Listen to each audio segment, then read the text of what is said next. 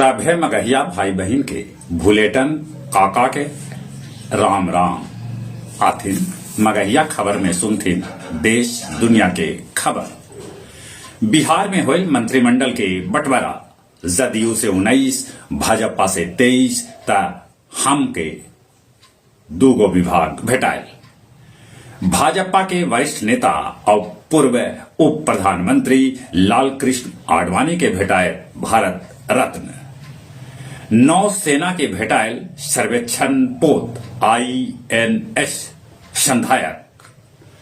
प्रधानमंत्री नरेंद्र मोदी आज गुवाहाटी में कैकन योजना के करतन उद्घाटन।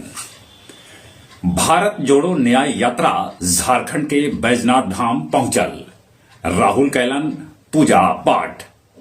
नियोजित शिक्षक सभे के 3 प्रयास में सक्षमता परीक्षा पास करे पड़त, न तो नौकरी से होतन बर्खास्त, ऐसन है शिक्षा विभाग के फरमान। पंजाब के राज्यपाल बनवारी लाल पुरोहित दिलन अपन पद से इस्तीफा। इंटर परीक्षा में बाउंड्री तड़पे पर परीक्षार्थी सभे के 2 बच्छर लेल कर देवल जाए निष्कासित। अहमदाबाद में गैस के सिलेंडर फटे से दरभंगा के 2 मजूर के हो गए मौत। अमेरिका ईरान और सीरिया के कैकन ठिकाना पर कैलक हमला। पाकिस्तान के पूर्व प्रधानमंत्री इमरान खान और बुशरा बीवी के भेटायल 7 बच्छर के सजाए। उत्तर कोरिया क्रूज मिसाइल के कैलक परीक्षण। मगध पुस्तक मेला में कल गया जिला हिंदी साहित्य सम्मेलन के तरफ से आयोजित कैल गई कवि गोष्ठी। किउल गया रेल लाइन के दोहरीकरण के काम अंतिम चरण में। अवैध बालू लगल ट्रैक्टर तितोइया बोध गया भी गांव से पुलिस कैलक बरामद।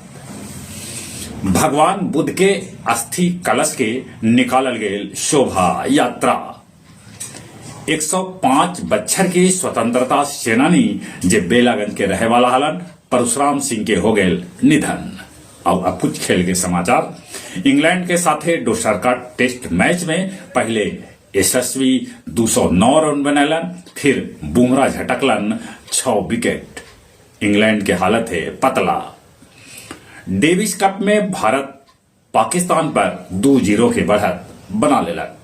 जहां तक मौसम के सवाल है, मौसम विभाग सूचना दिलका है कि 1-2 दिन में मौसम के मिजाज गड़बड़ा सका है, बरस सका है पानी।